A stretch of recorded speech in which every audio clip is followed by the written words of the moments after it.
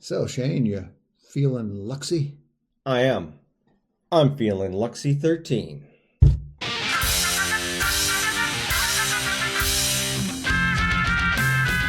Well, welcome to this edition of Beer Chat with the Beer Guys.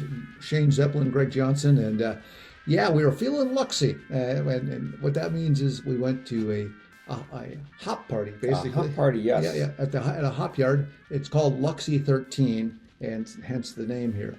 Yeah, and we'll talk about this a little bit later. This is a smoker. Yeah, cool. So I'll set this down for now. We'll talk about that a little bit later. But yeah, Luxy13 is a hop yard up in Watkins, Minnesota, just a small town in the middle of nowhere, Minnesota, basically. But it's kind of cool.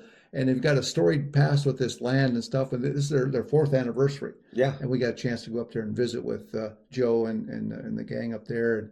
And we'll get into all the details. But a fun time. And it was a great time. And we got up there in style, too. We did. We got up there in traveling bus called Reds, Whites, and Brews. Minnesota Reds, Whites, and Brews. Yep, Doug and Robbie Brown. Yeah, and that's the way to go. You don't have to worry about whether you've had participated in the beverages or not. And you can just ride and enjoy and let them do the driving, and you can do the talking and just enjoy the trip. So good way to go. And exactly. So a bunch of us went up there, the brew crew, so to speak. And, the brew crew. Yeah, and had a good time, and a lot of stuff I didn't know there. First of all, I didn't even know where they were or nothing. So right. No, we had a good time up there. But we'll let the staff from Luxy13 tell you more about what their hop yard and stuff. And we'll be talking later on with some of the brewers that were there that use their products. Exactly. We'll behind the scenes there, and then we'll get a little backstory on the property, which I had no idea, and the name and all that. So yeah, and we are actually drinking a beer. We are. That's made with the hops from Luxy13. That's right, and brewed by Bobbing Bobber Brewing in Hutchinson, Minnesota. Lane Wallace, the head brewer there, put this. It's called Sleeping with the Fishes. Hey, yes. It's an Italian Pilsner, sleeping with the fishes. Yeah, just this guy, Italian Pilsner, right? Yeah. And it's made with their Howard Tower hops, I believe. So, and it's quite tasty. What's nice is it's 5.2% on the ABV and only, I think, 42 or 44 IBUs. So, yeah, very tasty. But we'll enjoy this. We'll let Joe and the staff from Luxy13 tell you more about their facility and what's going on there. So, all right, let's do that. Let's do it. Hey everyone, we are at the Luxy13. Not Lucky. Luxy. No, Luxy. I know. Luxy Where'd that today. name come from?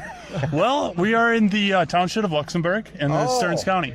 So that's kind of where we came in. And then, well, we can get into a little more of the history of why we chose 13 a little bit later here. Okay. Well, this is Joe. He's one of the owners here. Joe, we kind of noticed the banner here. It looks like there's some history here of some kind. Can you tell me a little bit more about what's all going on here? Yeah, so kind of when we got into this endeavor with creating a hop yard and getting into the beer industry, we wanted to make sure that we kind of highlighted the history of Stearns County itself. And back in its relation to alcohol. So, back in Prohibition years, Stearns County was a really big hotbed for doing the moonshine. Oh, really? Yeah, it was really. I did not.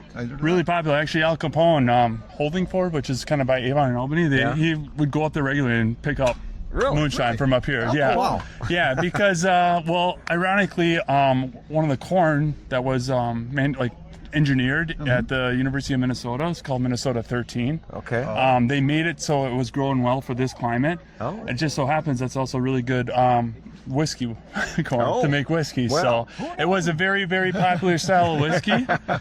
So we kind of wanted to, when we came up with our name, we wanted to get a little creative and but really tie in the history part of it. And on top of that, the township of Luxembourg, when they voted on whether or not to have prohibition, they had the biggest discrepancy than any other township in the state of Minnesota. 196 people voted no, and 6 people wanted prohibition in this township. Wow. So, yeah, and so I'm not a Roush, but this is a family farm that's been in the 2 other business owners.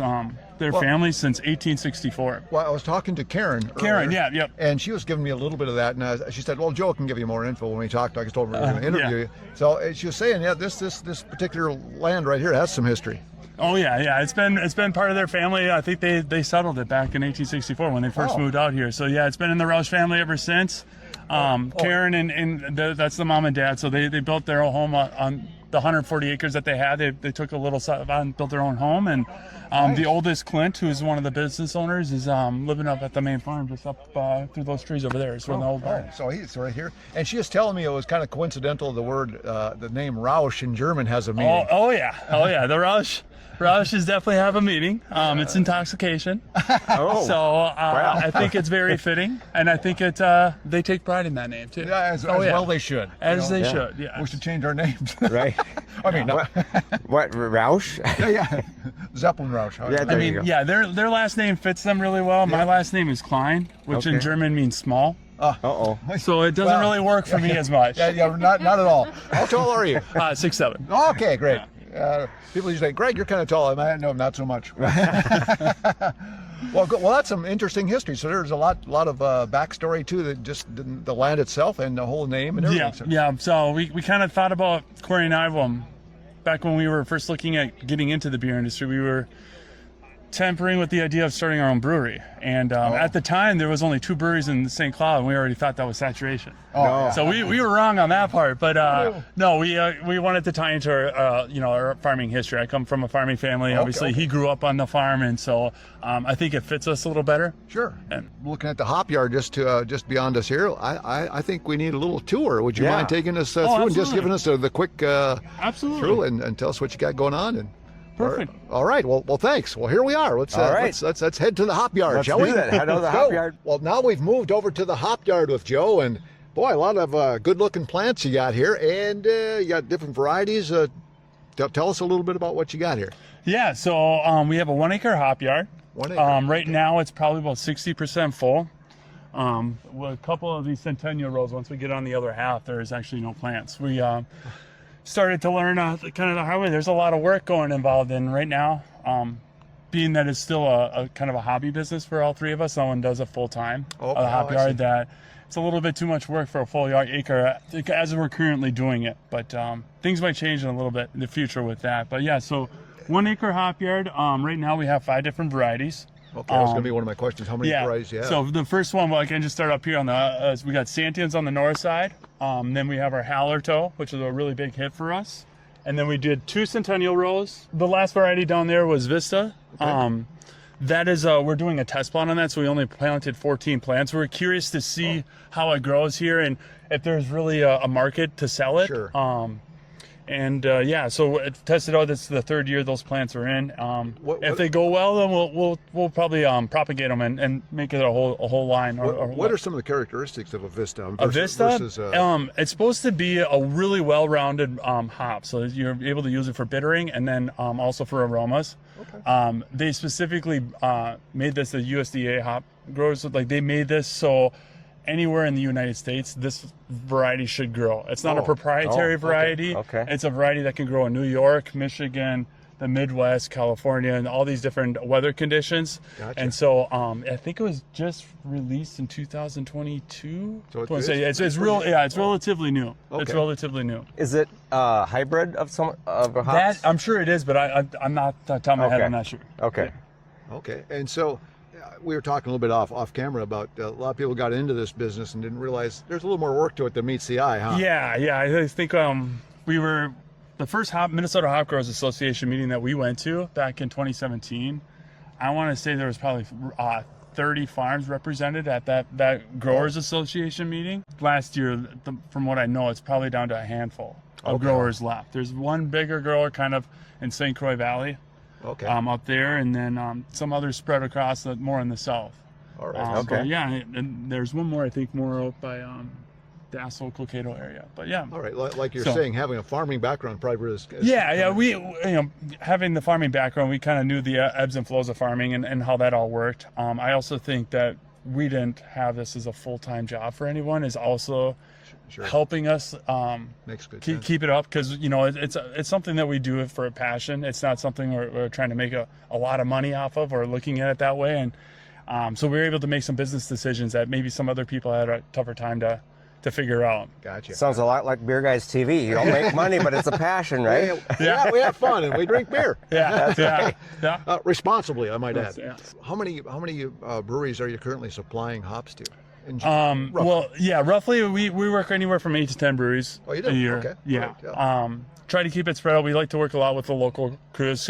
Makes good sense. Yeah. Well, kind of going back on that, when we first started this out, we didn't have our hop harvester, and so we actually recruited 100 people every weekend. Oh, wow. Oh, For wow. 4 weekends to come pick hops with Oh, us. boy. And we enticed them with beer. Hey. But Imagine that. they would handpick all the hops for us. That worked out well when we were a little bit smaller, but as we kept propagating our yard and getting bigger and bigger and running into some weather issues one year, we were like, okay, we need to invest in a hop harvester. And so now we're able to do all that picking with 5 people in 3 hours instead of Oh, wow. 100 people in 5 hours. Yeah, that's So it helps paid out for a lot. itself pretty quickly. Right. Yeah, no doubt. Wow. Well, yeah, and I'm sure saving that time is, and you can dedicate that time to doing something else. Doing a little more harvest, and then we can just get a little bit more picky. Like moisture testing is a big way we determine when to harvest. Oh, okay. And sometimes, it can drop between like 1.5% of moisture in the cone in a week. Okay. Oh. And so sometimes we have to do it midweek.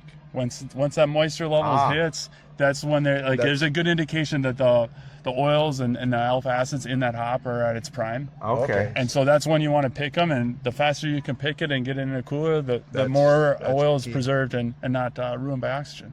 Interesting. So do you send these the hops off to processing places? Nope, we have our own pelletizer here. Oh, so okay. due to our that's a good size, question. one thing is quite unique with us compared to like a Yakima Chief Valley or some of the really, really big growers is they usually harvest and they'll put those hops and like bale them into 100-pound bales. Yep. And then once their harvest season's done, then they start processing them. Okay. For us, what we do, since we don't have that volume that they're working with, we're able to dry them down, process them, so all our stuff's gone, and then ready for the next variety that comes in. So Yeah. it usually takes us about 3 to 4 days to dry them down with our it's all up in the barn. Oh, okay. Well, yeah, our whole processing facility and stuff is all up in the old barn. But we have 4 or 5 dryers that can hold about 400 pounds of hops each. Wow. And dry them down to, they get about 1/8 of the weight. Oh. Sure. After all that moisture leaves, or I should say 1/5, about Okay. 1/5 of the weight. Does the season make a big difference? Like last year, I know we had a kind Oh. of a drought. Now this year we've got plenty of moisture. What? Yeah, how- I'm glad you guys aren't here last year. It's this year I would say it's pretty average so far. Okay. There's one variety that's really struggling, and that's our comets, which Okay. somewhat unique for us. Okay. We haven't really had that experience, but last year, I looked at the numbers again before this party. We were about 40% of what the yield of the year prior in 2023, just because the rain that we got in the month of May and June Sure.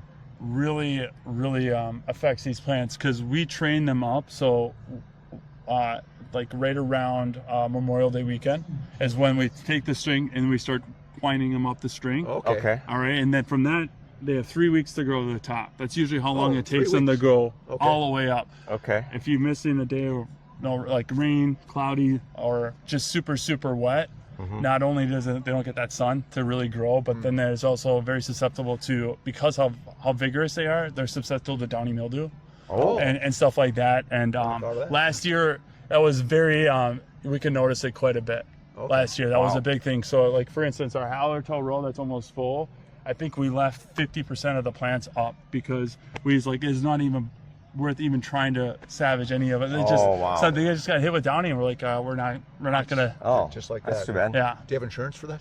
no, we do not have. I don't even think hops are like considered a special crop yet. Oh, okay. Because I don't think there's enough You take that growers right to really take that to right, make out, it, yeah. right in the wallet. Yeah. Well, what else can you tell? What can you show us Yeah, here? we can go in here. We'll go into Follow the us, Chad. Hallertau row. Chad's on the camera today. Yeah. Good job there, Chad. Thanks. Yeah, you're welcome. So you can kind of see these plants take a lot of water, so we use a drip line irrigation, and we fill up those 2 tanks in about these on a hot day in June they can take about a gallon of plant a day. Okay. Plant today. Okay. And so one plant is 2 vines, so 1 plant, and then we'll have it's a V trellis, so there's 1 crown here, and I'll have about this one's got about 3 to 4 vines growing up. They wrap around, and they go all the way up. And so this is the Hallertau, or these are centennials here. Okay. So they're just starting to form the cones here, where if I go down to the comet rows, you might see them even more of that burst stage, more like kind of like the burr here. You see how it's more like the prickly, and then those turn into those little brown things. Gotcha. Okay. Wow. So yeah, these are, like I said, these are probably at least a month out, I would guess, Okay. That's from when we cool. would harvest. Where the Hallertaux's are a little bit more further along, so they can see a lot more of a similar cone structure to these. Oh, yeah. And we should be able to see the actual lupulin starting to form The in there. lupulin. So that's the good stuff. That's the stuff that's got the oils. Okay. You know, for when you're drinking what you guys are drinking, that hazy IPA, you really like the oils in there for that flavor. See if you can see that, but if and not, then the alpha acids are also in that, those lupulin glands. Those Okay. are those little yellow pellets that are in there. They say to heat it up a little bit by friction to get those oils Oh, a little bit more in there. okay. things we're learning here on BGTV. They're still too a little grassy. They're still like 2-3 weeks out. Usually, like I said, this year's gonna be a little bit late for our harvest season. But typically we try to have this party right when we are able to smell some hops, because like to open them up and really get that that smell to them. But these are a little too babies yet. They're Right, a they couple need- week or two before we'll start getting more those. nurturing before Yeah. they're ready to go. Yeah. The Hallertaux, since it's a big sell for us, the yields, you could tell a lot of difference just between these two plants, like how much more bushy the Centennials are Sure. compared to Hallertaux. Yep. If we were expert growers and stuff, we would still get about half the yield Oh, okay. off the Hallertaux than the Centennials, just for the nature of their genetics of that plant. And obviously the Hallertaux are really, in this German, very German-infested Stearns County, right? Like people really like to brew with that Hallertaux around. Is that here. more for pilsners and that kind of thing? Yeah, so the Italian Pils that's on tap at the party, Hauser Hallertaux, it's also used in that Habitel's a Helles with it. Yep. You get Luxy13 Helles. Sure. And then last year, Waldman took quite a bit, and they were doing a lot of fun stuff with it down in St. Paul. I don't know if you guys been there. It's an authentic German restaurant, brewery. A long time ago. Yeah, but yeah, it's pretty neat. If you ever get a chance, it is really, authentic. Really cool. Yeah, you feel stepped into Munich there. They or don't do something. IPAs on tap. They won't Nope. have anything other than some European beers, but almost all German styles and beers. Oh, and so nice. Yeah. They really liked it, but given what I told you about last year in our Hallertaux's, we couldn't have it supply anything to them. So hopefully this year we'll be able to get them back in the. So do you pelletize then? Yeah, we have our own pelletizer. So after we dry it down, we're able to pelletize. And what's really cool is some of the breweries that do a wet hop beer with us. They still are able to pellet dry hop with the pelletized hops of that same. Oh. Because it usually takes them about 7 days to ferment that beer, and we're usually able to dry our hops down and pelletize whatever we harvest for that wet hop beer. It's usually pelletized by the time they need it for the after. Do most of your hops go into pellets, or do you do oils, or do you also do almost wet? all pellets. Yeah. Okay. Last year I think we did 2 wet hop beers. This year we're looking at 1, maybe 2. Okay. So it's no. I'm sorry, but nobody's using just the raw. the whole hop. cone. Yep. Right. Not like the old days. Not like the old days. I know of one brewer out in, is it Hutchinson area? Baldwin area. It's called Pitchfork. He only wants whole cone. That's like the only brewer I've ever heard that from. Yeah, we've tried the oils and stuff, but kind of the breweries that we work with are so small in size that it's not really economically viable for them to use that oil. Okay. Because a lot of brewers like to use that oil for efficiency, not necessarily for like the flavor profile or whatever, but you're able to get like more kegs off of your one batch, just because you don't have plant matter soaking up the beer before you transfer that beer into a cool ship or a bright tank. Okay. Yeah. Okay. For those that they just think, well, you drink a beer, so throw some hops in there. It just a lot more go back to the growing of the hops and then harvesting of the hops and making them into pellets and getting them to the brewers. I mean, there's a lot going on here. Yeah, absolutely. So this glass has got a lot. That's why somebody said, "Well, craft beers are kind of expensive." Well, they're not free, but that's why they taste so well, and we enjoy them. So. And you can tell Greg's been talking a lot because look at. Yeah. Well. Anything else you can tell us, Joe, or? No. I mean, trying to think about other things in the hop yard. So obviously, we talked about the issues with downy mildew and stuff. Another big thing that we always have to worry about is storms. Oh, Sure. So if you guys remember, was it almost a week ago? Yeah. We had the Right. really big storms. Yep, the big You wind. might start kind of see like where it snapped off from the wood, Oh. and that there's actually about 2 or 3 of these. Some of these up here got pushed down. Okay, So just- when the wind comes through, these things are blowing real hard. Sure. Oh, man, Some but- of them will get pulled out from the bottom. So like you kind of see there, that one is dead all the way up. Actually, what happened is when the storm came, it pulled the vine right out of the crown. well, yeah, So that was some we- crazy wind. Yeah. It hasn't been our worst weather one yet, but yeah, that's always something, especially from now mid-July until harvest time. It's anytime there's a storm, we're all just Start like, oh, fixated on our phones, like, oh my gosh, please miss us, please avoid us. So, but no. oh, well, very good. Well, that's a lot of great information. I know with the party going on today, you're going to be a busy guy roaming around doing some schmoozing and stuff, and we're going to let you get back to it. We're going to go around and get some more footage and check out some of the beers you've got. Perfect. How many vendors do you have today for beer and seltzer and cider? 7 vendors with 8 different drinks. Oh, okay. Yep. So we Okay. did a cider and a seltzer. Sure. And then we try to get a beer with all our hops in. The Nice. only one, the cider has our Vista in it. Oh, it does. The cider has a dry hop Vista from Milk and Honey just down in St. Joe. Yeah, I was Okay. kind of wondering. We were talking about that on the way up here. Now the cider and seltzer. Wonder what they'll have. But Yeah, the seltzer is more just another option for those people that aren't big hop heads like us. you know? there you go. Yeah. So, but yeah, other than that, it's 22 Northman did a Centennial Pale Ale. Sisyphus is what you guys are drinking, is a hazy IPA with our comments in it. There's an Italian Pilsner with a Hallertau. Santium, we're doing a Belgian single with Gambit Brewing Company in St. Paul. Okay. Oh yeah. And I'm trying to think, I'm sure I'm missing some. Oh, Excelsior, we have a blonde ale from them, Goat Ridge. They were trying to get something with our Vista. It's still, I think, in their fermenters. Okay. And the brew schedules, it's very hard to line up a brew schedule with this. Like, and we found that out too with when we do wet hop beers. That's always a big, like, I think we have fermenter space. Let's try to see if we can do it. Or maybe it's like, oh, nope, this one needs a little more time in the fermenter before. So we have to kind of pass on those. So. And then from Bobby and Bobber was Oh, yeah, that's the Italian Pils. the Italian Pills. Yeah, Nice. that's the Italian Pils. Yeah, it's a big hit. Yeah. He brought that out at our very first Hopyard Party, and it was a really big hit. Yeah. All right. Well, I saw Lane here earlier, so we'll have to get a word with Lane a little bit later on. we'll He's do that. the head brewer there. Most of the brewers, I think 1 or 2 of them were not able to make it, but for the most part, a lot of the brewers that are serving beer or have their beer here are going to be out here. All right. Excellent.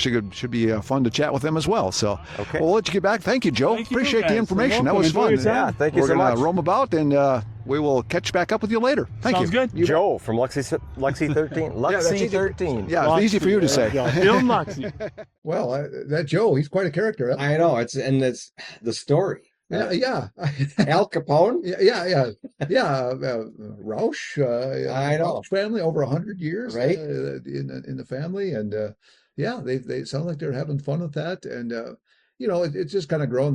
None of them rely on it for their only income, which is, Right. Yeah. which is nice, and it's been growing for them. And Mhm. they're talking about expansion and stuff, but it sounds like it's a little bit challenging. Mother Nature is really tough, especially up here Exactly. in Minnesota.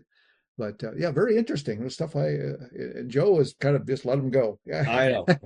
He loves to talk hops. yes, he does. He's He a does. hophead. He's a hophead. And the 5 varieties that they have, one of them, the Vista, That's a new. which is a new one. Yep. Yeah.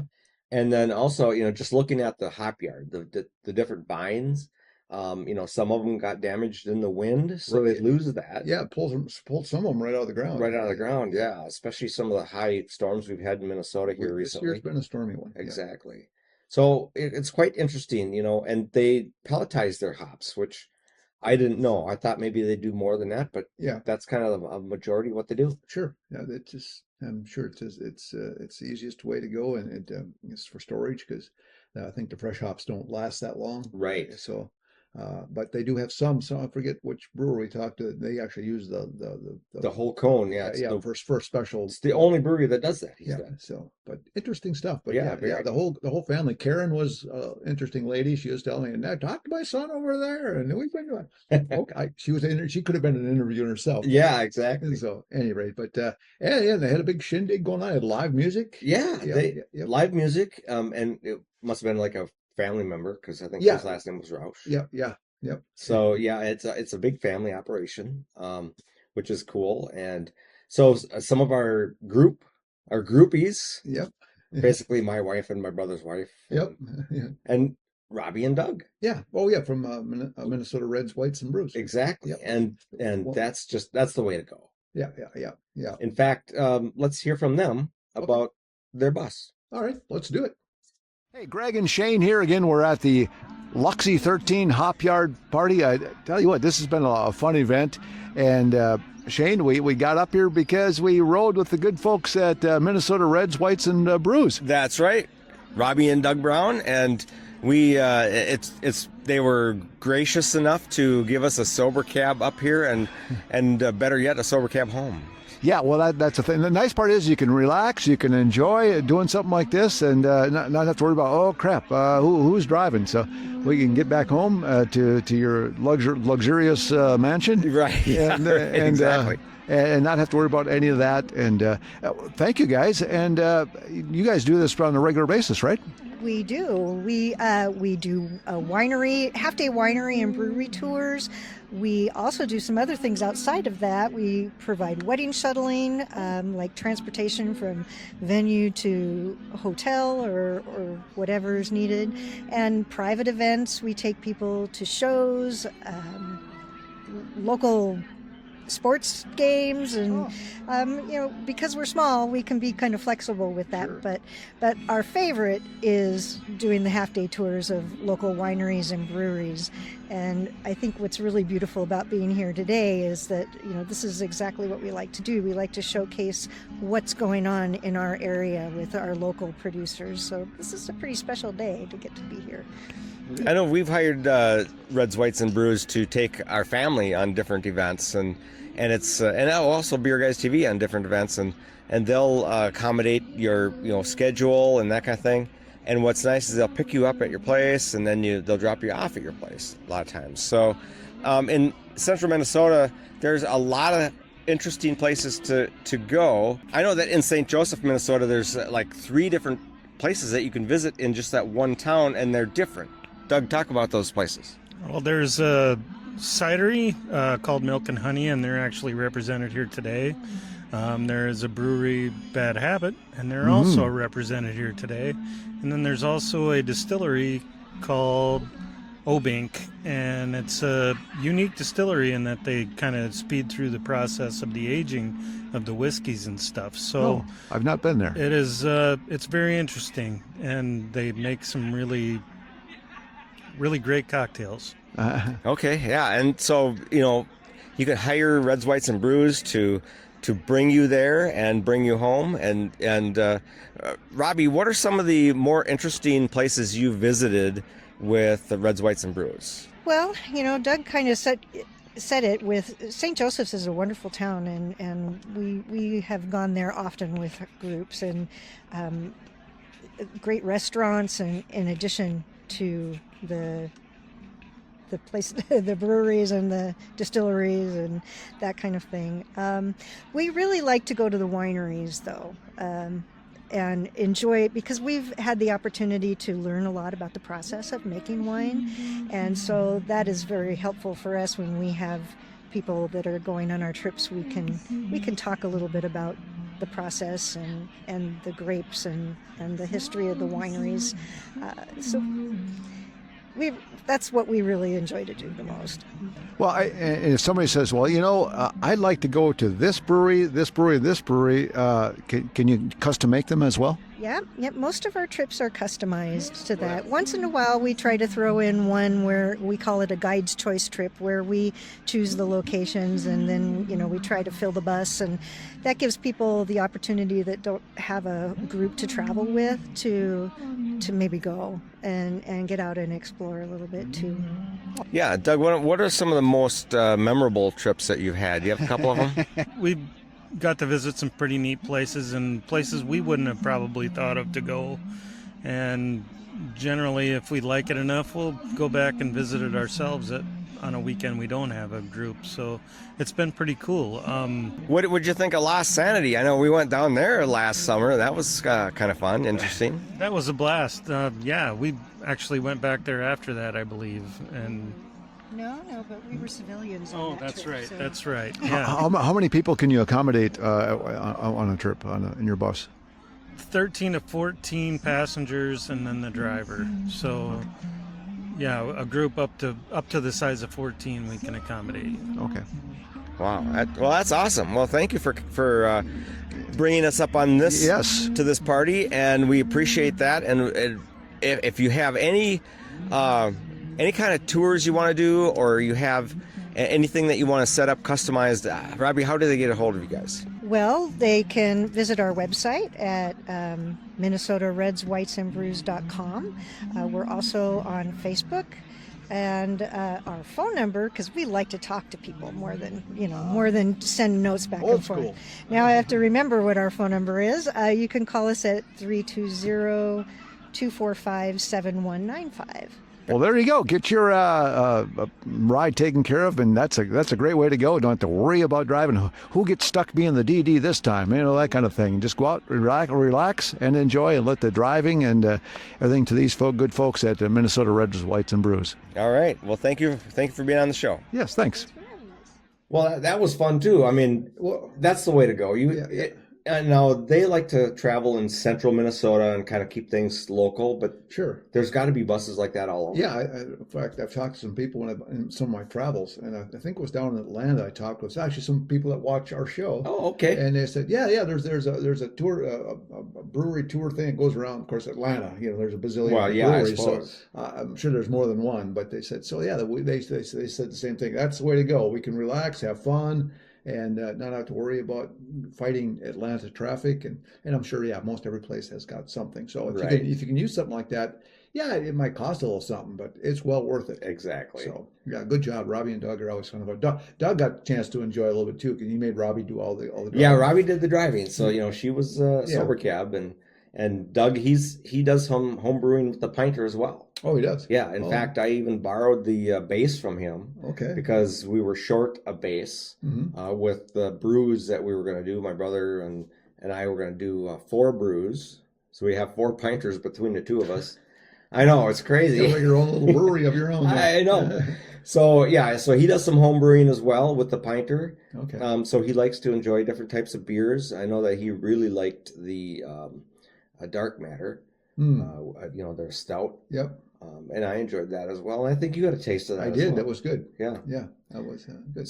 So at the party you could win prizes, all kinds of prizes, right? Yeah. T-shirts were won. I think Chad's wife Deb won a T-shirt. Yep. Lucky Deb. Robbie won something, and my wife won a smoker. Yeah. And she's not talking about him. No, right? It wasn't the cigar smoker. It was this kind of a smoker, right? Yeah. And this is a box, Luxy13. Look, it's all branded up. Here's the Feeling Luxy. Yeah. Oh, yeah. Feeling Luxy, right? That was the name of their party. Yep. Right. So, this has a window on it, right? So, and it's got all the paraphernalia in there. Yeah. Little wood things, chips, right? It's even got a a glass. So you can smoke cocktails. Exactly. Beers. So, well, that's just it. And so it keeps the smoke contained, right? And we did this on the show with Hayes Public House. Yeah. Yep. And they've got one in their right at the bar there. Yeah, right at the bar. So that's really cool. I am excited to try this. It definitely changes the flavor profile of your beer or cocktail or I don't know what else you put in here. Exactly. But so fun. The brewers that they had up there featured their hops. So every beer that was served, even a cider, had their hops. That's right.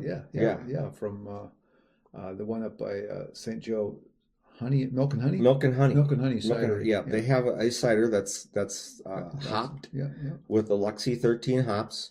So every one of their beers that they served and that cider featured their hops, and we got a chance to talk to some of the brewers. Yeah. Then each of them has kind of their interesting take on things and of brewing and the industry and their facility. So well, in fact, let's hear it from them. Let's do it. Well, it's Greg and Shane and Chad again here at the Luxy13 Hopyard, and this time we're chatting with the head brewer from Sisyphus Brewing out of Minneapolis. This is Sam. Sam, welcome to Beer Guys TV. Thanks for having me. So I don't have to do that with him, do I? No, good. I never know who I got to hand the mic to. You got the special mic. Wow. How does he rate? He's new. Yes. We've not talked with him. Yes, he is. So tell us, Sam. Tell us a little bit about Sisyphus Brewing. How long you guys been in operation? How long you been the head brewer there? So I started the company. We started in 2014 when we opened up. Oh, wow. So July, just turned 11 years old. No kidding. Good job. Congratulations. Thank you. Yeah. It's been a wild ride. Yeah, no, I can only imagine. Just talking with other brewers over time, it's like it's been all over the place. It's not an easy task by any means. Yeah, lots of ups and downs for sure. No doubt. So in general, how's it going? It's going really well for us. We're kind of like a little differentiator from our tap room from other places. We're also a comedy club. Oh. So we have a 100-seat theater, and we have 2 spaces. So kind of a normal standard tap room, and then a comedy club that's dedicated. So we really thrive in that community. So we get weekly shows where we're filling the place with comedy patrons. So well, that's like a built-in clientele then, because they got to have beer while they're there, right? Exactly. Yeah. Good. But yeah, and some. Well, that's a fun way to go. We got to take in a comedy show sometime. Apparently, Now, where I know you're in Minneapolis, but of course that's a big town. So, where are you at? That I guess would make sense to me. I'm not. Basically, right across the street from the Sculpture Garden. Oh, so Dunwoody Technical College is right there. We're basically on their campus. Oh, all right. Yeah. Wow. The Basilica, that's across Lindale from us. Sure, yeah. It's kind of right near a lot of stuff, but we're kind of tucked away in this old industrial building that is just, kind of hidden little 2-story. That's okay, a little incognito. Little hidden gem. Right? Yeah, once you know it's there, you're like, I go by there like every day. If you can see us from the 394 exchange up there. What kind of beer do you guys specialize in?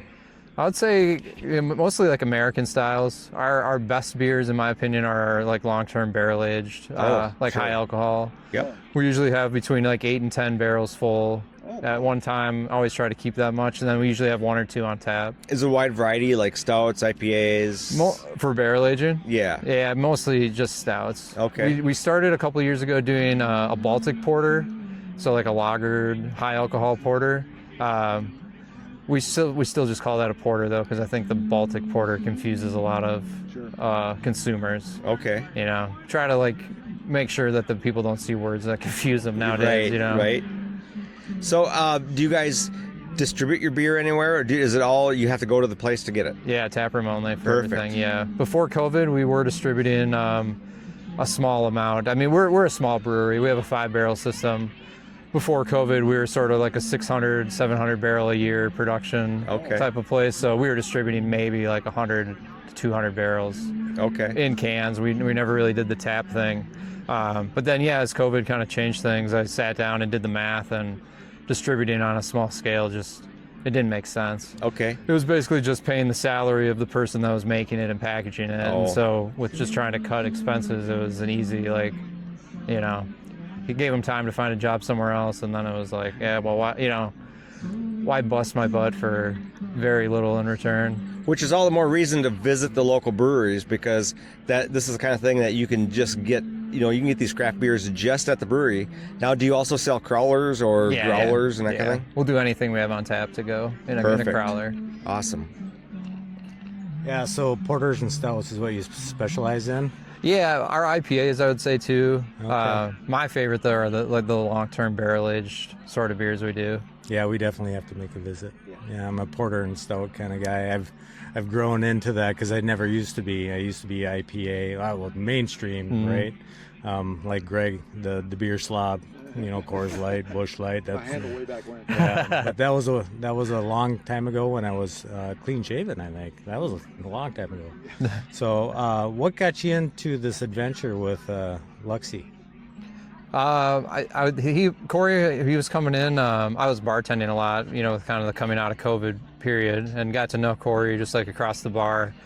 And when he started selling hops, I love using the local product. So it was just like a natural fit for us to try them. and I've been really happy with the results. You know, honestly, like a lot of local hops I've used in the past, I've felt like are pretty hit or miss, but I feel like his have been very consistent. I actually think they work in like IPA. We do ours here today is with Comet and Amarillo, but sometimes we'll do that with just straight up Comet. And it's one of the few times I've even like enjoyed the Comet hop itself. So I think they've got like a special kind of variety going with it. Well, and I suppose each supplier, their hop probably has a little bit different characteristic of some kind. So finding one that fits the flavor profile that you're looking for is probably right. Yeah. Well, that's cool. Do you guys? I guess where do you see things going? Do you just kind of hanging steady, or do you got plans for future anything? Yeah, I know the business is kind of evolving a little bit right now. It seems like. Yeah. Well, we're like I said, we're lucky to have the comedy thing as our sort of main business nowadays. To be honest, the beer popularity is definitely, as you guys probably seen, just plummeting. There's just not young people drinking anymore. The whole like let's go check out a new tap room or let's go to a tap room, like that crowd has like totally disappeared for us. On a Saturday, it used to be just full, you know, from let's say like noon to 6 with the sort of suburb people coming into the cities, and we're going to go to 4 or 5 tap rooms. We get hardly any of that anymore. So for us, the way forward is definitely with the comedy club. You know, we're booking people from all across the country. We've been mentioned on the Tonight Show with Jimmy Fallon twice. He held up our logo. Oh, yeah? Yeah, said go see your next comedian at Sisyphus. Yeah, we just have a really good reputation. We pay 100% of the ticket sales to the comedians themselves. We've done that from the start, just sort of the mindset of we'll make the money off the beer. What they're trying to do is just as, you know, as hard as what we're trying to do. So make it as easy for them to make a living. And if you make it easy for them, they want to come back. They tell their friends, you know. It's just kind of like a very tight-knit community. So it's very fortunate for us to be kind of lumped in with them or linked in with that. I suppose with the legalization of THC and everything, that kind of combats or is a different challenge for tap rooms, I would imagine. But you said the comedy room, you know, is it all locals or upper Midwest No, comedians? it's all over. Yeah. All over the country? LA, New York, yeah. In the summertime, we focus more on local comedians. There's this weird, like, LA, New York mindset that you don't do shows in Minnesota in the summer. Oh, yeah. You won't sell tickets. Yeah. I mean, I deal with agents all the time with their talent, and they refuse to offer dates for them to come here May through September. They want October, November, January, February. I mean, arguably the worst times of the year to visit Minneapolis, you know. Get hit with a huge blizzard or something, but that's because they don't have comedy clubs that pair with really great beer, right? You're right. So yeah, you have to pair it with really great beer. Do you offer like food or like food trucks or that kind of thing when it comes to? Not really, no. Okay. Yeah, just some snack stuff. Sure. The classic Von Hansen's pretzels that perfect. You see everywhere. Those are delicious too, you know. Yeah. It's crazy how many of those we sell. It's right? It's nuts. People love those. They just fly out of the tap room. Whatever works. Yeah. So the IPA that you're featuring here, what's the name of that IPA? Localized haze. Okay, yeah. Greg, you had a can, a glass of that, right? Yeah, I did. I did it as well, and it was really good. It's really good, good IPA. Yeah. Thank you.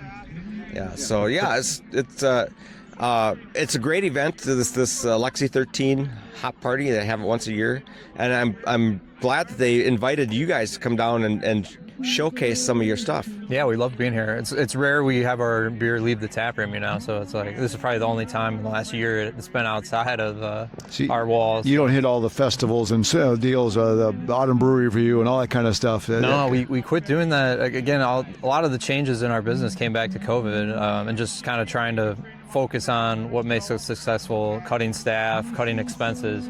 And so to attend the festivals, you have to have a distributing license or a partnership with the distributor, which can be kind of weird for a small place like us. You know, you're giving up your rights just to attend a festival. Right. And the license, I think, is $1,500 a year. Oh, boy, yeah. To then go. It's right off the bottom line, too. Yeah.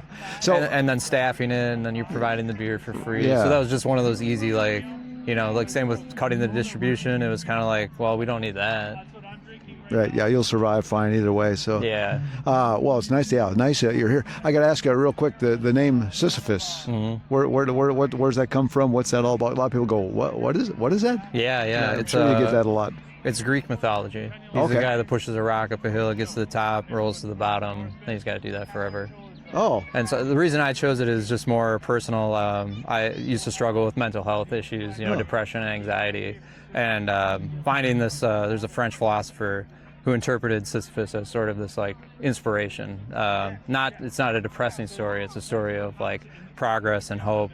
In that, if you look at it from the big picture, yeah, it's kind of like, oh, everything's meaningless. Like, you see he's doing all the motions, but we as like humans have the ability to live in the moment and find that thing you want to put in front of your face that makes you forget about the big picture. And so that was kind of my realization years ago, that brewing and sort of like owning a business was going to be the thing for me that I want to wake up every day and face and push. And was that your rock? That's my rock. Oh, yeah. The thing that makes me forget about everything else. Oh, that's one of the best stories I think I've ever heard. Yeah. Awesome. Thanks. Yeah. Wow. Any other questions, Shane, Chad? Well, Sisyphus Brewing, Minneapolis. Come stop in and see Sam and the crew there, and check out some of their good beers. And the comedy. And the comedy. Yeah. That sounds like we could hire Minnesota Reds, Whites, and Brews to take us down to a comedy show. I like it. Don't have to drive. That's the way to go. We can enjoy some of those big beers. Yeah. Well, thanks for spending some time with us, Sam. Yeah, thanks for chatting. Thanks for having me. You bet. Well, for Sam and Chad and Shane, I'm Greg, and we'll see who our next celebrity guest will be. All right. Thanks. Cheers. And our new special guest, is Laura from Coronas Brewing. Hi, Laura. Hi, Greg. How are you? I'm great. Are you having a good day? Absolutely. Now, Coronas Brewing, for those that don't know, is a fairly new brewery, huh? Very new. We opened on June 1st of 2025. Wow, that's fresh. That's new. Yeah, that's like a fresh hop. Very fresh. Yep. So far, so good? Yes, we've been doing great. We've had so many people come give us support from around the state and our community. It's just been unreal. Wow. Yeah. Well, I got to ask the obvious question. What prompted you to get in this crazy business? That's a good question. It's a long kind of story that goes back a few years, but we had a group of passionate people in Painesville who really wanted to bring a brewery or a brew pub to the area to bring something new to the community, and they kind of started poking around, and they ended up asking my husband and I, Alex Nyokas and I, if we wanted to get involved. We've been in the community for a long time. He's from there originally, and we said sure. And I was a science teacher for almost 10 years, and I transitioned over to learning to brew. I suppose being a science teacher kind of blends well with that, right? Yeah, there's a lot of things that blend really well. Just the science background, and especially the lab emphasis, and probably being pretty analytical, and I would say problem solving.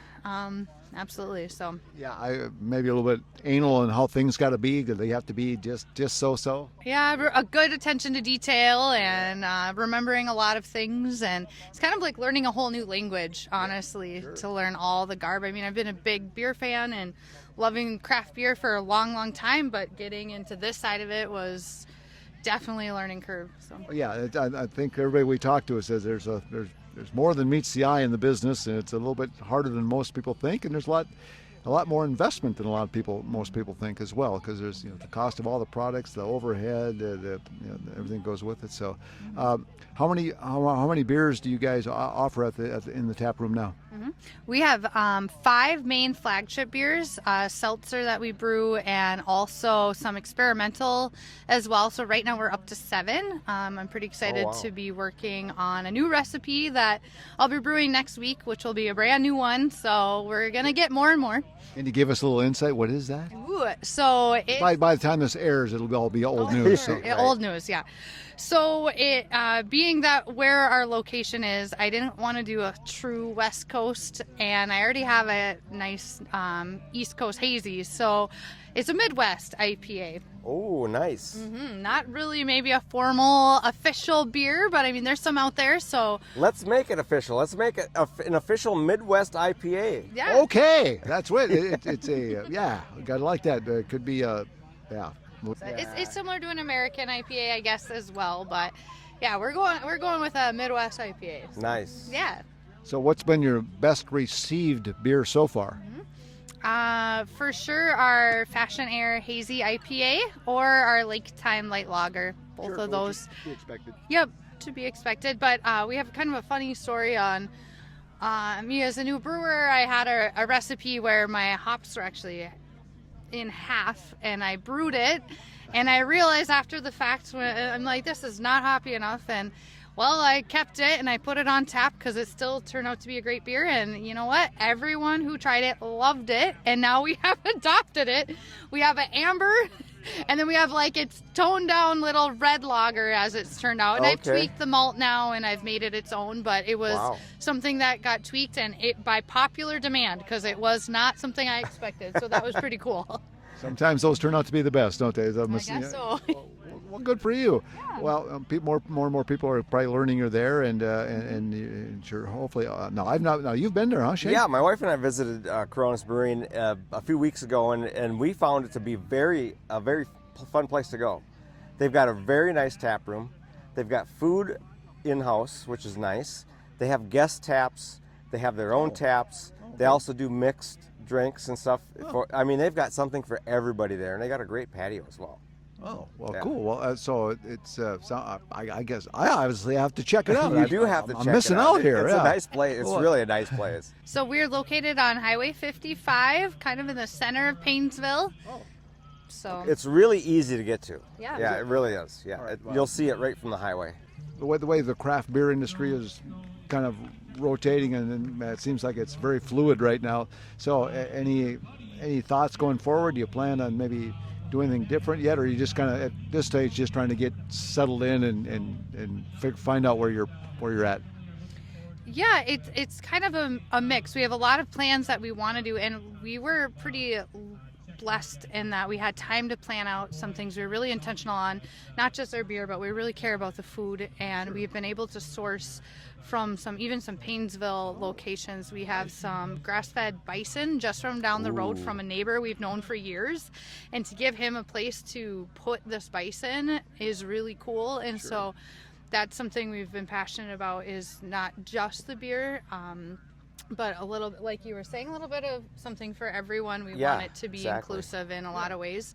But I will say, just getting to know the craft beer industry and going to my first guild conference back in the early spring, it just so much advice and so much welcoming people and helpful people, and all the breweries nearby are incredible. So I feel really grateful to be, bringing something to Paynesville and maybe closing the gap. It was kind of a dead zone in there in terms of trying to, if you want to do a craft beer tour. And so we're feeling really good, and we're looking forward to releasing more beers, but glad we're perfecting the ones we have.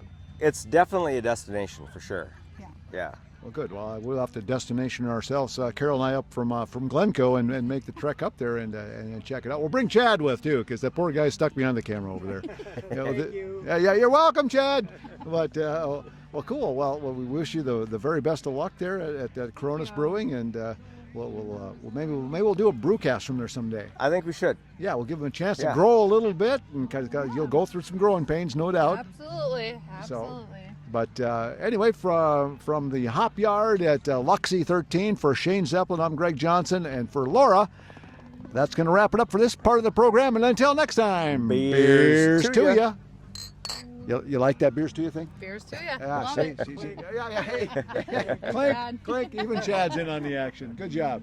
So, as you can probably see behind us, they've got a tour going on. Joe is doing another tour, and a good crowd there checking out. And a lot of people are learning about what's a hop yard is all about. And I was kind of impressed. Anyway, didn't mean to sidetrack there, but I know, Chad, you had a question about the beer that you're tasting there. Well, first, how did you adventure with Luxy13 and their hop yard? So, if memory serves me correct, I think we've been working with them now for 4 or 5 years now. They came to us and were, interested in, doing like wet hop beering. And Jacob actually at Spilk Grains was the first. He's the head brewer and owner at Spilk Grains. Came to me. He's like, he was doing some wet hop beers with these guys. He's like, well, reach out to these guys, because we were looking at doing a wet hop beer, but you really can't find anyone that has, wet cones to brew with without shipping and a bunch of costs, and so we wanted to find someone more local. So Luxy was a perfect fit. So with wet hopping, they pick it off the vine and they basically deliver it. It's got to be on the wort within 24 hours, or the hops start depleting, the oils start depleting. Okay. So it's got to be a pretty tuned, short process from picking to the time it sees, our wort stand. So it worked out great, nice and local, close, and that's how we kind of got introduced with Luxy, is with our wet hop beers. And this beer that I'm drinking sleeps with the fishes, right? Yes. And that uses some of these hops here. Correct. Okay. Can you tell me anything about a certain hop that made this beer so good? Oh, absolutely. So the reason the beer is so good is because of the hops. It has nothing to do with the brewer, just so you guys know. Oh, modest. Modest. But no, it was fun working with these guys. So I used their Holotar. That's their showcase hops in this beer. This one? I think you're right. I didn't look on the way up. Oh, Yeah, it is. Is it? Yep, this row. Okay. So it's kind of a cross breed between great noble hop character and some of that classic American character. So what I mean by that is you get that noble classic hop flavor aroma profile when you're talking like grassy, herbal, smooth, mellow, because the alpha acids are really low on these hops, so they're really mellow, the bitterness wise. And noble hops are kind of more of a German thing? They are, Yeah. correct. And the reason for that is just the nobility. It's just they're so soft. The bitterness is the alpha acids in them are so low. They're a real soft profile to begin with. Sure. So they work great in German style beers for that reason. Just creating balance. That's all you really want. Which I notice in like a German beer that there's not a sharpness to them. They're very mellow. They're very the hops seem to complement the malts really well. Right, and that has a lot to do with their alpha acid and beta acid levels. They're typically pretty low, which means you don't get that typical American hop bite, because American hops are more higher in their alphas and betas, different acids. Which works really well for pale ales. Exactly. Mm-hmm. Yeah, you want to showcase that hop. Right. And usually the malt bill is just kind of the canvas for the hop. Sure. Well, and that's, I guess, that's the interesting part of what talking to a brewer versus just us guys. Is that you think about that prior to making a beer, putting it together. Okay, well, how is this profile going to match up with this and stuff? And of course, I'm sure sometimes it's just an experiment, right? Absolutely. Sometimes you go, maybe not, huh? Yeah. I mean, sometimes it's, when you get a new ingredient in, you got to trial it, right? Because my system's different than Excelsior's, and everyone else's system is different, reacts differently to different ingredients. You can get a good honed in baseline on it, but some of it is definitely trial and error. It is definitely trial and error. Well, that's maybe some of the fun at the same time, perhaps. That's what makes it craft. Is that right? Yeah, right. Craft. And the craft beer industry, as you and I were talking off mic a little bit earlier, has kind of went through some changes in the last 10 years, and it's going to go through probably a whole bunch more in the next 10. But what's hot today might be different tomorrow or next year or whatever. But having a hop yard like this, maybe in nearby, does that give you like, well, I know I can get this hop or that hop, and it's fresh and good? Or does that make any difference? Or It is for a craft, for a local craft brewer. It's kind of fun because you kind of got that Yakima feeling without having the Yakima around. Sure. And I'm not digging on Yakima by any means. They're a great hop farm, been around for sure, tons of years. These bigger breweries, they go out and hand select these hops in these bigger hop farms because they can. Sure. So to have that same experience, Right, obviously on a smaller scale, where you can come out and work hand in hand with your local hop farmer, is it's a unique experience, and it definitely brings a uniqueness to the brew. So do you find that as a small craft brewer and a small hop yard, can you like maybe work together on a variety of hop that might work for a special brew that you want to build? Yeah, you can. Like these guys, they plant varieties, that work for them. So there's limitations to that. But also their hops, where they're grown, bring different profiles to the table. Like the Hallertauer, for example, I call it a good blend of American and noble characters, because I still get noble characters off the Hallertauer, but I do get some of those classic, American profiles too. So with their Hallertauer, when I whirlpooled the Hallertauer in the Sleeps with the Fish, I noticed right away herbal, little grassy, and as the whirlpool kept spinning, I started getting one of those classic American aromas, like citrus was a big one, almost like lemongrassy. Yeah. On the finished profile is the biggest thing I get off this hop, which makes it fun. Yeah. It's not your traditional Hallertauer, it's a hybrid, is what I would call it at that point. And this being an Italian Pilsner, what makes that different than just maybe a German style Pilsner? So, I mean, there's, depending on who you talk to, some guys just call an Italian Pilsner a dry hop German Pilsner, basically, because the malt bill and everything, you're pretty much splitting hairs. We use a malt that's grown more in the southern region that supports the Italian Pilsner profile. Okay. So for me, I get more of a saltine cracker kind of a flavor up front, and then it kind of melonizes into that beautiful hop profile. Sure. So we do a little more selective of our malt, and then obviously the hops are going to be your classic German hops. Yeah. Just keep it more towards the region. Okay. And so Joe mentioned something about he's got a hop variety that's kind of new, Vista. Yes. Is that something you guys kind of thinking about maybe doing something with the Vista hop? We have talked about it. I haven't tried their Vista. So right now we use their Hallertauer and their Comet, because we do a pale ale with their Comet. Sure. So strictly just their Comet. You can't really call it a smash because it's multiple malts. Right. But we use exclusively their Comet hop. Okay. Unfortunately, I did the Comet this year, but I underestimated how much I used, so I ended up doing a Centennial Comet blend. Okay. Because I didn't have enough Comet on hand to finish the dry hop. Sure. So that's craft brewing problems there. Again, that's part of the fun, right? It is like, part okay, of the fun. we'll improvise. Right? Okay, we don't have this. What are we gonna do about this? Okay, how'd that turn out for you then?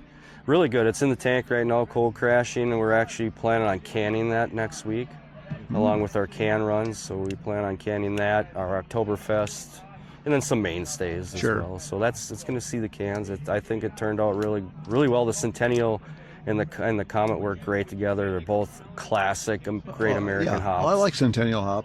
Yeah, they're very bright. And they got this brightness to them. Yeah, but thanks for your time and your insight, Lane. We'll hopefully get you back on the show again real soon. And for Chad and Shane, I'm Greg, and for Lane, that's going to wrap it up for this piece of the show. Until next time, I got ears to ya. Wow, interesting stuff from the brewers, huh? Yeah, forget about it. We just got done talking to Lane. Sleeps with the fishes. Yeah. This is a good Italian Pilsner, I tell you what. Yeah, forget about it. Forget about it. Yeah. Good stuff. Made with Luxy13 hops. Exactly. So, it's a good brew. Yeah. Lane does a great job at Bobby Bobber. Yeah. It's always interesting to chat with Lane, and he's really into it. Yeah, exactly. He might seem very quiet and sort of sedate, but he enjoys the craft of brewing beer and loves talking about it. So we'll have him on the show more. But in fact, we will have another episode. We'll give him more in depth with Lane. Because that was a pretty long interview. We just showed you a few clips. We got a whole show on just his brewing style. And yep, and takes on hops and brewing exactly. and all that stuff. Including, how he did this. So that's good. And then Laura, from Corona's Brewery. Yeah, that's a brand new brewery, just opened a few months ago here in central Minnesota. So I'm sure they're finding their way. Yep, and I've been to that one, and I have to say that the beers are good. They're not stellar yet, but it's brand new, right? Yep. And her being an ex-science teacher, yeah. And then she quit teaching to brew beer. Yeah, I mean, how awesome is that? You can see her like this mad scientist. I know, and so she's the head brewer. Yeah, and so she uses her knowledge of science in the brewing process, which I think is awesome. Yeah, that's very interesting. Mm-hmm. Yep. And Sam at Sisyphus. Yeah, we have to get down there to that comedy club. Sounds awesome. I know, we have to do that because I think that paired with their beer. Yeah. Now they're big beers, so I don't know if we can talk Robbie and Doug into bringing us down there or not. Yeah, they may or may not go for that. But plus it's in downtown Minneapolis. But I mean, we'll have to make a trip out of it somehow because sure, absolutely. And with the big beers, we definitely are going to need a DD unless you want to drive. I'll work on finding somebody. Okay.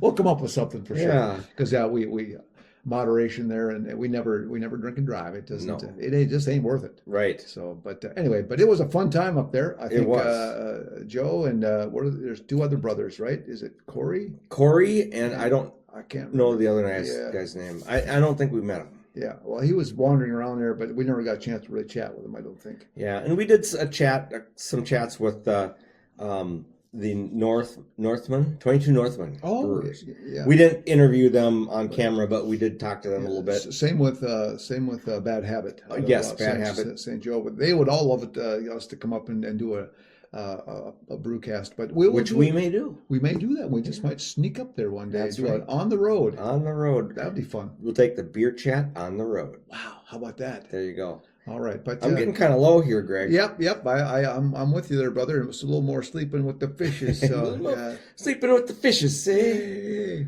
What can you say? Forget about it. A couple of good fellas. Yeah, what can we say here?